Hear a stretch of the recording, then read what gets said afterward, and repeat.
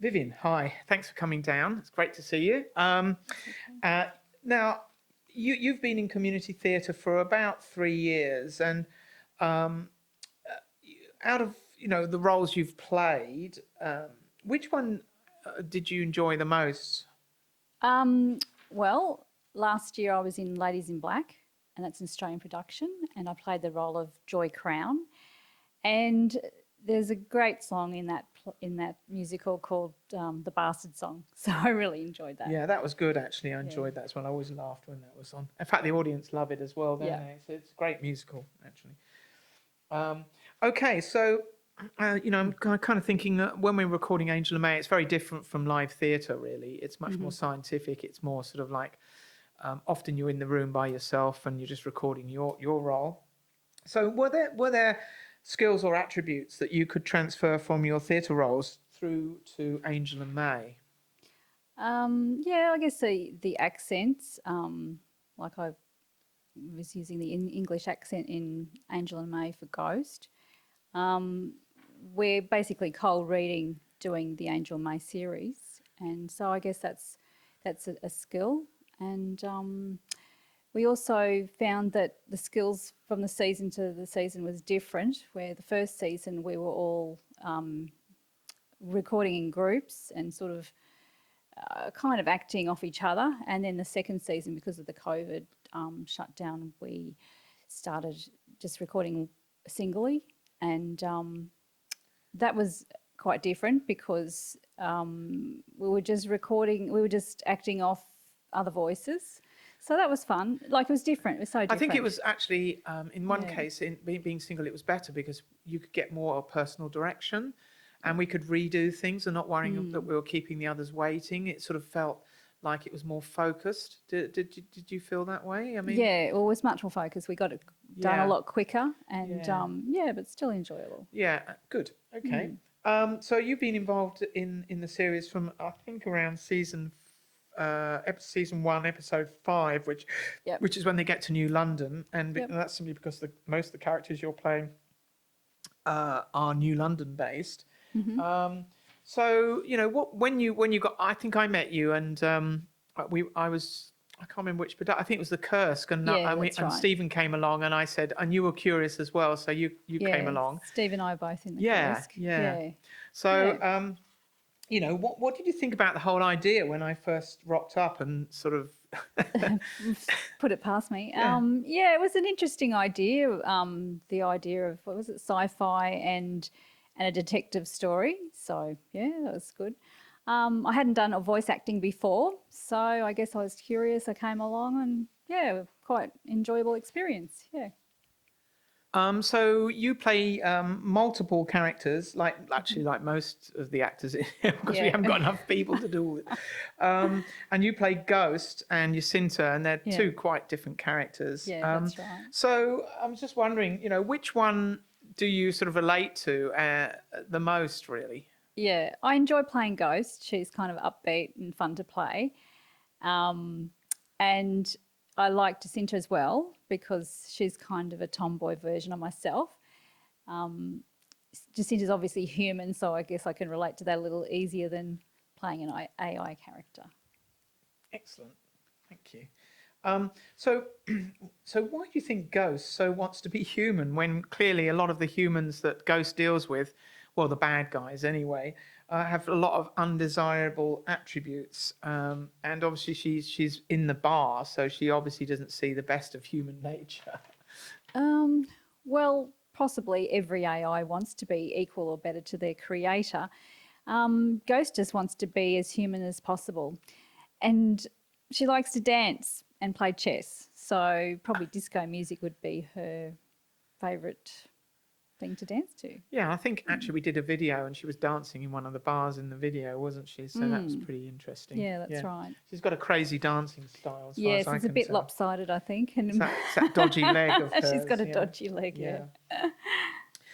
So you play Jacinta, and I'm just sort of kind of wondering.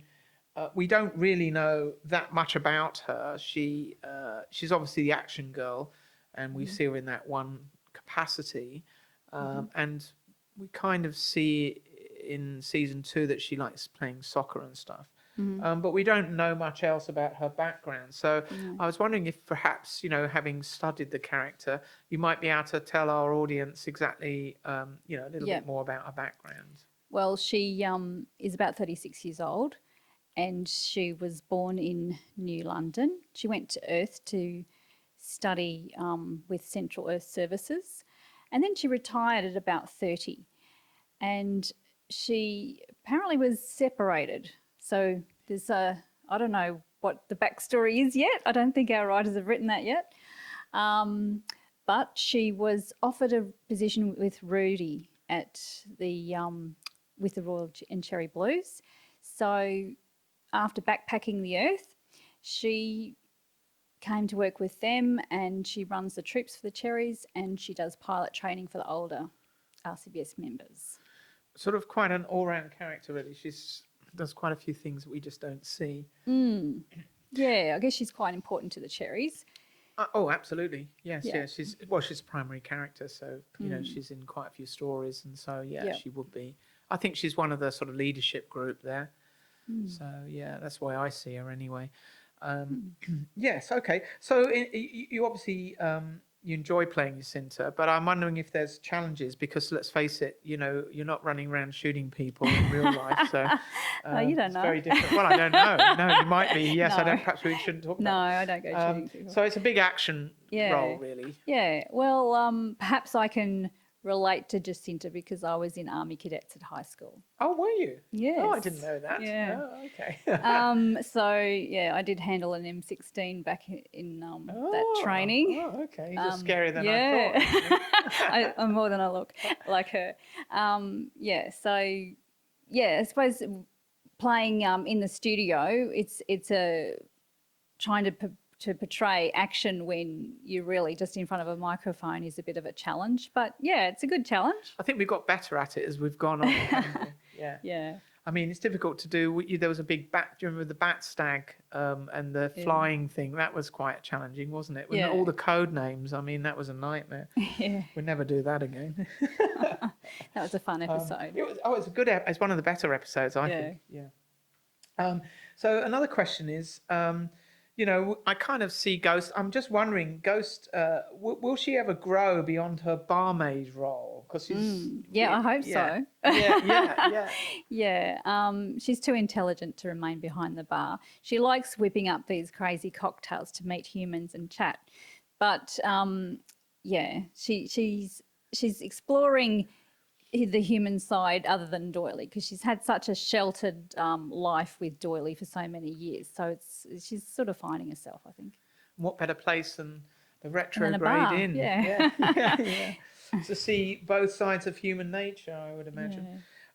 So clearly we're in the process of writing season 3 while we're recording these interviews. So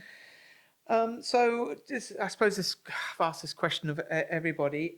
So what developments would you like to see relating to your particular characters? Okay. I'd like to see Ghost get a new avatar body, and I'd like to see her expand her horizons out of the bar, maybe in some sort of detective roles. I don't know what kind of relationship she'd be finding, but maybe with another AI. And there's another question I don't there, know. I think.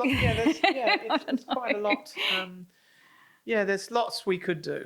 There's lots we Yeah. could do. It's just a question of do we do it season 3 or season 4 or whenever. And it's got to fit in with the stories. But yeah, some good ideas there. I think. I think imagine a relationship between a human and an AI. That would be interesting. Maybe we should explore that. We've seen actually. it on humans. Oh yeah. Well, that's something to think about. Anyway, look, thanks for your time. It's been great having you, and thanks for coming down and recording this little video. And hopefully, definitely, we'll see you in season 3. Okay. Thanks, Melanie.